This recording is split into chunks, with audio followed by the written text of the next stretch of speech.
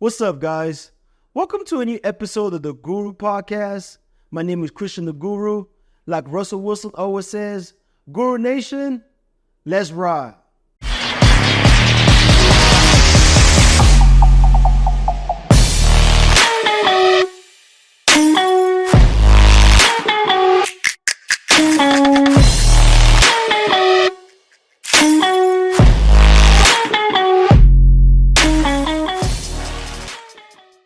I know you guys all watched that Martin Bakoti versus Jared Anderson fight this past weekend. For those of you who don't know, Martin Bakoti is from the one and only Congo. And I told everybody he was going to smoke Jared Anderson before the fight. And I got the same reaction I always get when I'm talking about football. The Guru thinks he knows everything. You don't know a damn thing. You've never been a boxer your whole life. And that was the performance of the guy who was supposed to be the future of American heavyweight boxing.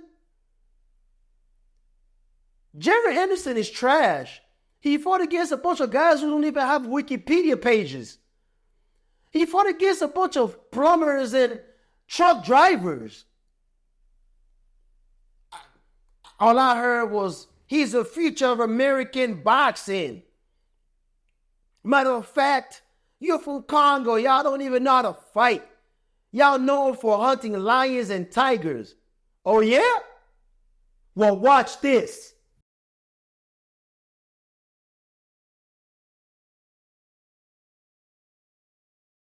This man got smoked. He got twerked on for 5 rounds. All that talk about the next American star. Jared Anderson is not good. He hasn't been improving. Yeah, he's athletic. Yeah, he's fast, but he hasn't been improving. His defense is still leaky. He still walks back in a straight line. He still pulls back. You just can't do that. He got away with that when he was fighting below average boxers. Now, I'm not even sure Martin Bakoti is an elite boxer, but I knew he was good. And Jared Anderson showed that he just doesn't belong. And did you see his reaction after the fight? The man didn't seem mad.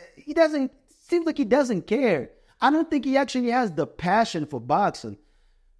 I don't think he lives for boxing. He's already limited skills-wise. He hasn't been improving in the past 3 fights. It seems like he hit his ceiling. And he doesn't have the passion. That's 3 bad combination. I just think he's not going to get any better. I don't think he's going to be any elite heavyweight boxer. Because I'm not even sure Martin Bakoti is an elite heavyweight boxer, but he lit him up. And you're seeing a dynamic change. American sports are just on the decline all across the board. If you look at all the sports, Americans are just not dominating as they once did. If you look at boxing, if you look at the top 5 boxers, Crawford's the only American on the list. If you look at soccer, I'm not even sure U.S. was ever any good at soccer. We can't even beat Panama. If you look at basketball, that used to be dominated by Americans. They're not dominated by the Americans anymore. They're dominated by foreigners. I don't think it's because Americans are less talented. I just think Americans are not focused. Too much distraction. You got Ja that wants to be John Wick. You got Zion who wants to be a porn star. And you got Ant-Man who wants to be a stepdad at 25 years old. And you got Jalen Green dating somebody who could be his mama. It's pathetic. If you look at tennis, there's not much there. There's not much there to talk about with America in tennis. We're inexistent. If you look at UFC, it's dominated by Russians now. These Russians have, the Khabib family have won 65 matches in a row. It's just sad. And we got 2 American champions. We got John Jones and Sean O'Malley. I think Sean O'Malley time as a champion is numbered because one of Khabib's cousins is coming for his head. I don't think he can beat him. Golf was still dominating. Golf was dominating. That boy Scheffler is a bad boy. But overall, American sports are just on the decline. And it's part of life. It's a cycle. It's up and down. But right now, we're on a downslope.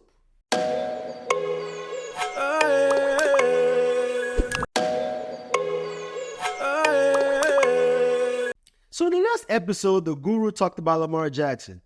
I compare Lamar Jackson to a Mazda because that's what he is. A Mazda. A slightly above average quarterback who can win you games, but like a Mazda, it has limitation. He only can win in a certain way. If the running game is clicking, he looks good. When the running game is not clicking and he has to pass the ball, he looks pathetic. He can't make accurate passes and he can't read the defense. I'm not telling you that the stats are. And last time I showed you stats that showed why he's not elite. And I got a lot of pushback. I get it. You can't expect everybody to agree with you. Just like I think grown men who watch Marvel movies made for kids are weird. But not everybody agrees. That's part of life. I understand that. I was expecting us to have a debate on numbers, accomplishment, and stats. Instead, I got hit with this phrase, "Don't bash another black man." Why do we see race in everything? Sports is entertainment. Players perform, we either criticize or we praise or we predict. So I can't evaluate black players objectively because they're black? That's pathetic. The reason why I made this podcast is because I felt like the mainstream media, they lack objectivity. They want to be always politically correct, and they had these agendas that they had to push. My podcast is not made for that. My podcast is blind to race, origin, or country. I tell you how it is. Is it too much to ask the two-time MVP to not turn the ball over in the playoff? Is it too much to ask the two-time MVP to not throw the ball like he was Stevie Wonder's grandson? Throwing the ball to double coverage, sometimes triple coverage like against the Chiefs. They give this man everything to maximize his talent. They give him a dominant running game, a dominant defense that only allows 16 points a game.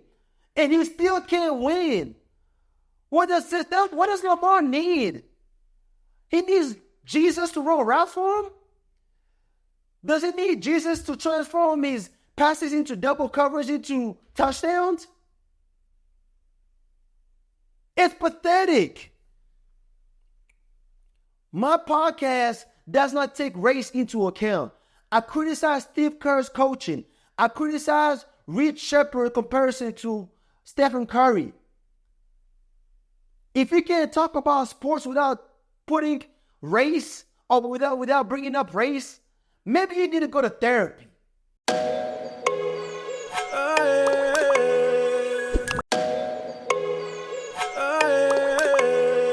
The Olympics for basketball has been very exciting. A team that we never saw coming was South Sudan. They almost beat the U.S. For those of you who don't know, South Sudan is, if not the poorest, one of the poorest countries in the world. They got a lot of political instability, a lot of civil wars. It's just a mess out there. So they got a lot of refugees spread out all over the world. They're big people. They're really tall. They're probably the tallest in Africa. And so they got a lot of talent. And Luol Deng, who's also Sudanese and a former NBA player, was able to put together a team of Sudanese with all these refugees that came from everywhere in the world. And how was he able to do that? He was able to fund it himself using the Lakers money that he got from his last contract. He basically signed a bad contract with the Lakers before he retired. He signed a 4-year, $72 million deal. That was very bad because he was on the decline. His body gave up. He never really got to play. He played about 57 games. And Lakers fans they're still bitter about that. It just felt like they were being robbed. It's sports. It happened. You sign a player to a bad contract. It doesn't work out. You move on. It sounds like these Laker fans need therapy because they're mad that Luol Deng is using the money that he got from the Lakers to do something honorable.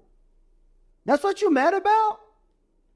You got all these Lakers players spending money on 4 baby mamas, and you mad because dude Luol Deng is actually doing something good with it?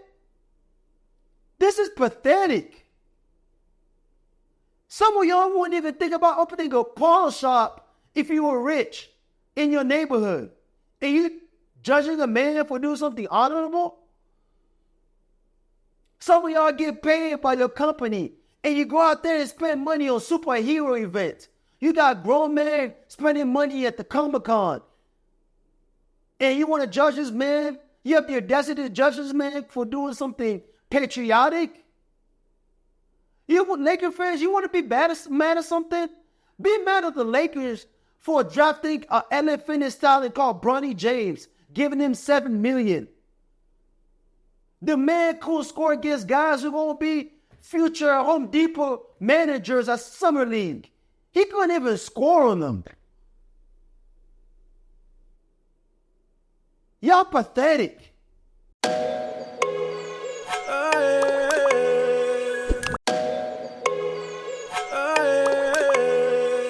So the NFL Top 100 list came out this past weekend. It's basically a ranking of the top 100 players in the NFL. Tyreek Hill was the number 1, Lamar Jackson was number 2, Christian McCaffrey was number 3, and Patrick Mahomes was number 4. As far as the number 1 go, I think it's debatable.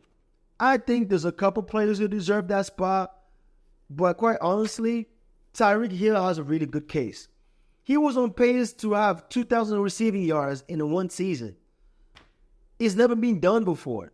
And he got hurt, I believe, in week 14, and he was never able to recover. He was never the same again. Even then, he still got a lot. I think he ended up with 1,700 receiving yards. I could make a case that Tyreek Hill is the reason why Tua got a big contract. Without Tyreek Hill, I believe he's pathetic. So there's no debate for me in terms of Tyreek Hill being the number 1. Who the hell put Lamar ahead of Patrick Mahomes? That should be a crime. You should have to stand in front of a jury and answer for those crimes. Explain to the jury on why you think Lamar Jackson should be ranked higher than Patrick Mahomes. There's not one GM. There's not one NFL team that would choose Lamar Jackson over Patrick Mahomes. Even if you give a GM a choice between Tyreek Hill and Lamar Jackson versus Patrick Mahomes by himself, they'll still choose Patrick Mahomes. Because Tyreek Hill will be useless. Who's going to throw him the ball? The reality is, people are jealous of Patrick Mahomes' success in the NFL. The NFL is 50% African American, 53%, I believe, African Americans. And the African American community simply has not embraced Patrick Mahomes. He sounds like he's from Iowa. He's half white. He has a white girlfriend who's not very likable. His daughter looks white. So people see themselves in Lamar Jackson more than in Patrick Mahomes. To be blunt, they believe Patrick Mahomes is white. Lamar Jackson sounds like the average African American guy. So they voted for Lamar Jackson more than they voted for Patrick Mahomes. That's also the reason why a lot of people don't like Russell Wilson. Because he says corny stuff like, Broncos Nation, let's ride. So why did this sound like they're from Montana? People can't be different? Who gave you the right to determine who's white, who's black, and who's who? This is pathetic. You can literally go on YouTube and find videos of people that took time out of their day to debate if Patrick Mahomes is black. I watched a video with the baby and I believe Shannon Sharp. And the baby was asked a question. Who's your top 3 quarterback? And this man said Michael Vick, Cam Newton, and Lamar Jackson. That tells you everything you need to know. They just don't think Patrick Mahomes is a black quarterback. And I'm going to get a lot of pushback from the delusional Lamar fans. Guru, how can you say Lamar is not the best quarterback when he was the MVP last year? The only reason why he was the MVP is because he played on a dominant team and he was their QB.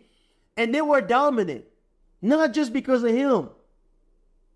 How can you think he was the best QB when he was not top 3 in any of the important QB stats? He was 8th in passing yards. He was 11th in touchdowns. His passing yards total, they're so low they're not even worth mentioning. And then the delusional Lamar fans are going to say, Guru, this is bias. How can you say that and you're not taking into account his running, which is a big part of his game? Well, let's look at QBR. QBR takes all that into account. Sure, he's first or second, right? No, he's 5th. Lamar Jackson is a fraud. We used to look at QBs who won multiple MVPs as guys you were scared to play in the playoff. When you get Lamar Jackson in the playoff, you're happy. You're like, well, let's just shut down the running game and make him throw the ball. Surely he'll give us 2 picks minimum. Lamar Jackson ruined the MVP trophy. Because now anybody can win the MVP trophy. Hell, give it to Brock Purdy next season. It's pathetic. Lamar Jackson completion rate during the season is 64%. When he goes to the playoff and the pressure goes high, it plummets to 57%. Patrick Mahomes' completion rate during the season is 67%. His completion rate during the playoff, it goes up 75%. Matter of fact, when the pressure goes higher, Patrick Mahomes' performance is better than Lamar Jackson's best version during the season. It's travesty to compare these 2 quarterbacks. They're not even on the same level. Patrick Mahomes won 3 Super Bowls. He won one where his top receiver was Juju Schuster. And the man is an NFL journeyman. It's pathetic to compare greatness to a punt returner like Lamar. The chances of me getting deported by Trump is higher than Lamar's chances of winning the Super Bowl. And I'm American, I got my papers. And you got all these Lamar fans telling me, oh, he's only 27. He's only 27? You think with that style of play, he got that many more years left? And you think at 27, he's all of a sudden, after playing in the league for 6 years, he's all of a sudden going to learn how to move in the pocket, how to have good footwork? That after 6 years, it didn't click in year 3. It didn't click in year 4. It just going to click in year 7? You think all of a sudden he's just going to get accurate in year 7? Really? All of a sudden Lamar Jackson will learn how to read defenses. We don't care if you think Pat Mahomes is not black enough. He's the best quarterback we've ever seen. Go cry somewhere else.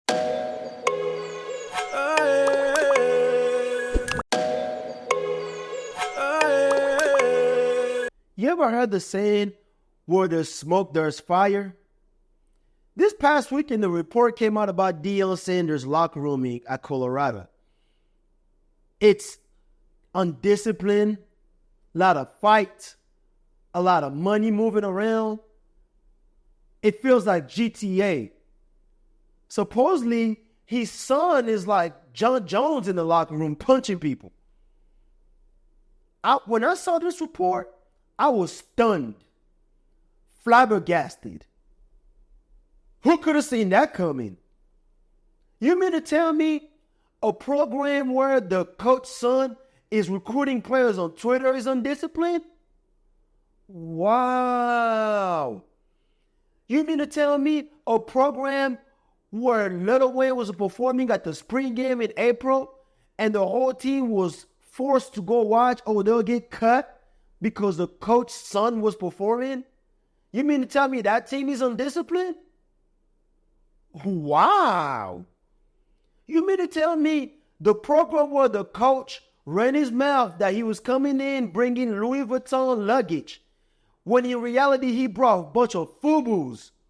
You mean to tell me that's the guy creating a bad culture? Wow. Who could have seen that coming?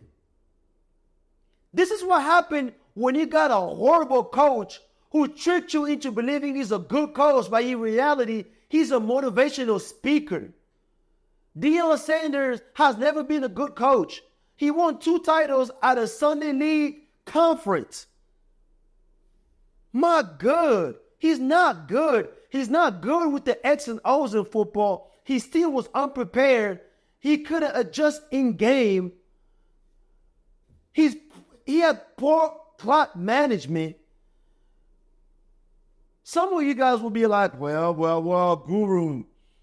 Now all coaches are good with the X and O's. Mike Tomlin said he's not good with the X and O's. Some coaches are good at managing players. Who is he managing? His best player was on Facebook clowning the O-line. Who's going to block for you, bro? That's managing players? This Deion situation reminds me of the Jada Pinkett and the Will Smith rumor. Remember we used to hear rumors about Jada Pinkett and Will Smith having an open marriage? And they will always deny it even though the signs were there? It's the tabloids. Fake news. It's the same thing with Deion Sanders. He wants to make us believe that the media is trying to paint him as the villain. Really? Did the media ask Travis Hunter to make a video on social media and clear on the O-line and not get punished for it? Did the media cause the mass exodus to happen? At one point, you lost 15 players in 1 week. Players don't leave like that in great programs. The only time great programs lose players like that is when a coach leaves. Because the coach is the one who recruits the players that are on the team. So when he leaves, a lot of players tend to leave. Great programs just don't lose players like that. The media did not ask you to go out there and make an interview where you talked about God giving you a vision. Which vision was that? To win a Sunday league while promising kids that it was never about the money, and the second you got a good opportunity, you left? This is pathetic. Deion Sanders is a horrible coach. Football, details matter. You got to pay attention to detail. You got to be focused. Timing is important. You got to move as a unit. This team is not focused. The other day they were practicing with the username of their IG on the back of their jerseys. Who does that? And you wonder what the Oregon coach said, you play for clicks. I just don't understand it. And it's not even like we're talking about a team that was dominant. We're not talking about a Georgia. We're talking about a team that won 4 games. And then they closed the year on a 6-game losing streak. They were pathetic. The O-line was pathetic. They couldn't block nobody. They couldn't stop the run. It was a mess. And although Shador showed real glimpse or a small glimpse of talent, they're not going anywhere. The NCAA expanded the NFL, the playoff format to 12 teams, and they're not even going to smell it. The Colorado is like a less talented version of the Cowboys. A lot of noise, a questionable coach, and a lack of attention to detail. Deion Sanders, you're going to make a great pastor. Get in front of people and go on one of your little rant about God giving you another vision. Great speeches will not win you football games.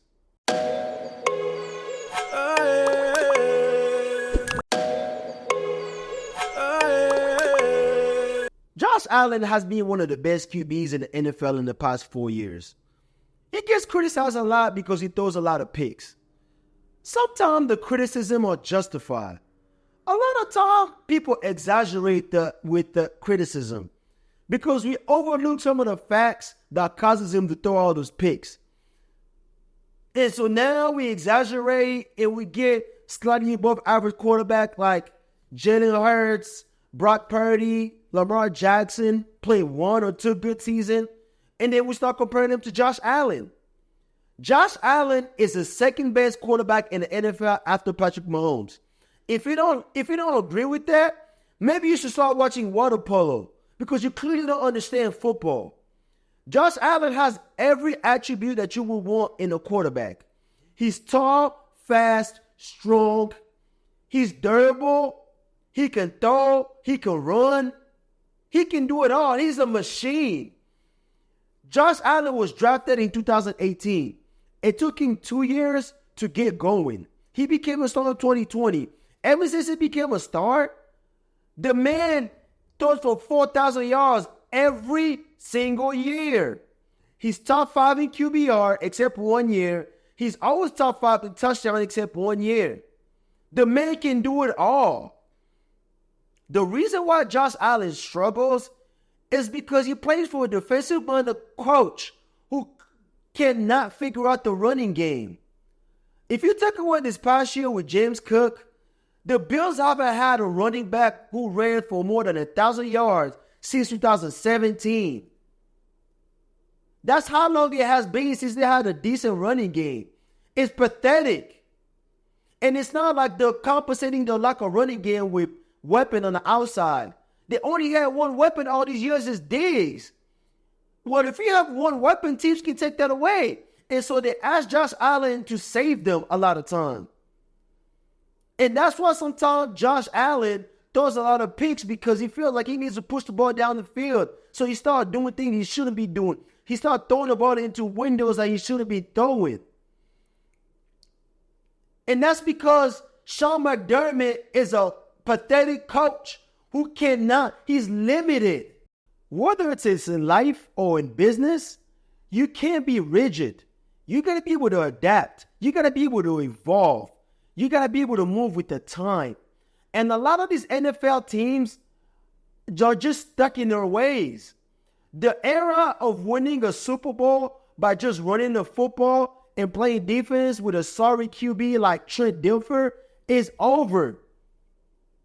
The rules have changed. The rules now favor the offense. Now you can score easier. That's why you see guys like running backs not getting paid. Linebacker not getting paid that much. The safeties aren't getting paid that much. Now the QBs are getting paid a lot. Now the receivers are getting paid a lot.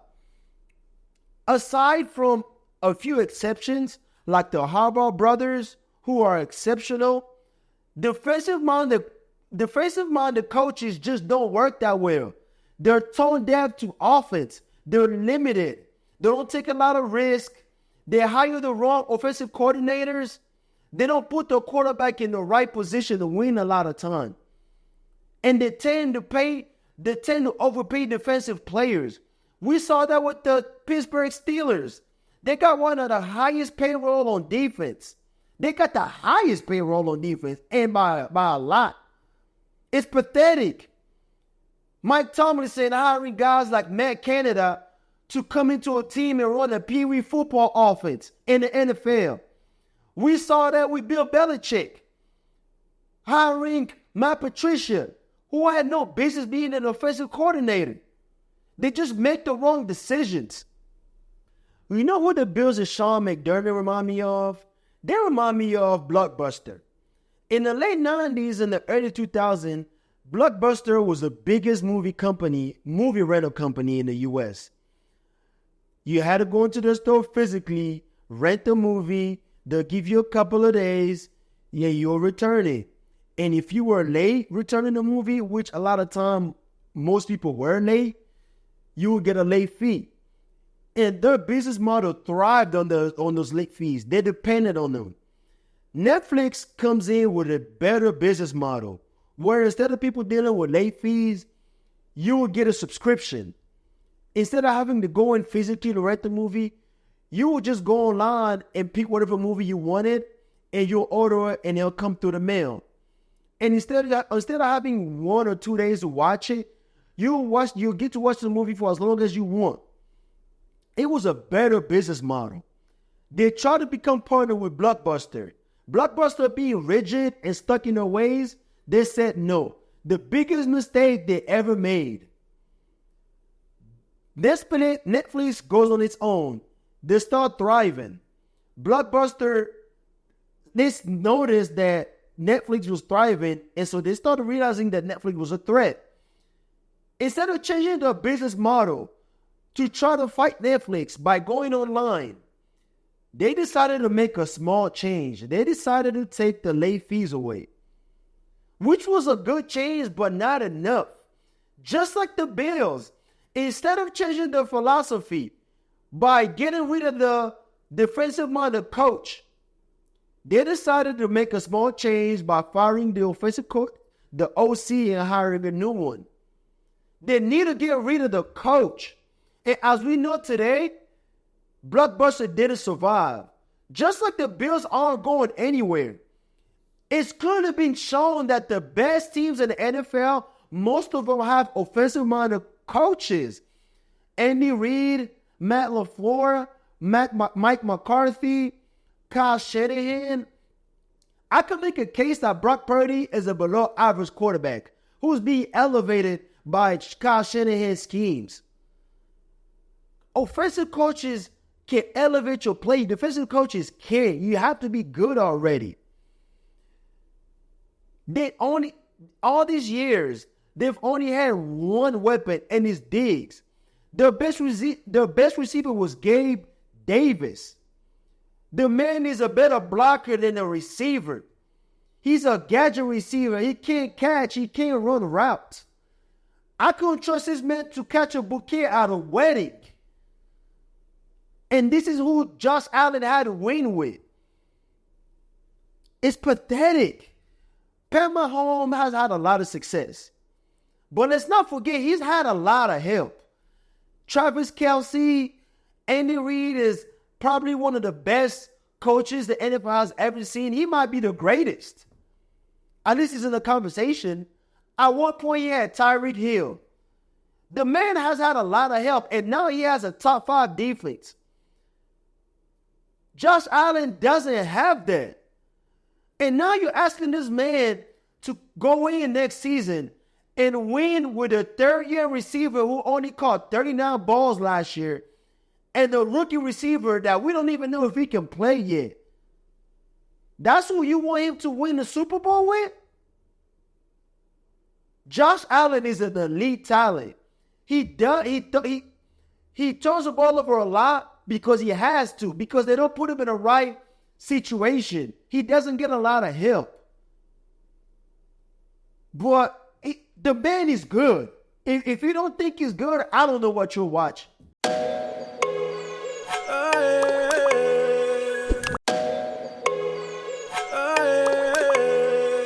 It's funny how these NFL and NBA teams leak out stories because they want to control the narrative. And they think it was so stupid that we're not going to notice it. This past weekend, a report came out about Caleb Williams. Caleb Williams told his teammates to pick up their trash to make it easier on the custodians. I found the report strange. Why would they need to report that? It has nothing to do with football.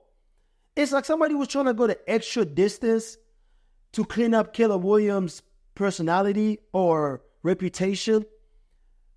They want to portray him as a good person. Now, why would they need to do that? What else are you going to report? That Caleb Williams took the team to Victoria's Secret? It's like having that one friend who's in a bad relationship and he always comes to you and tells you dirt on his girlfriend. He recently told you that his girlfriend has been cheating, that she went on a trip with another man, and that he's going to leave, but you know that he's not going to leave because this has happened before. And 3 days later, he's back with her, and now he has to come back to you and try to tell you things to clean up the girlfriend's image. He starts telling you stuff that don't even matter. Can you believe Emily took out the trash last night?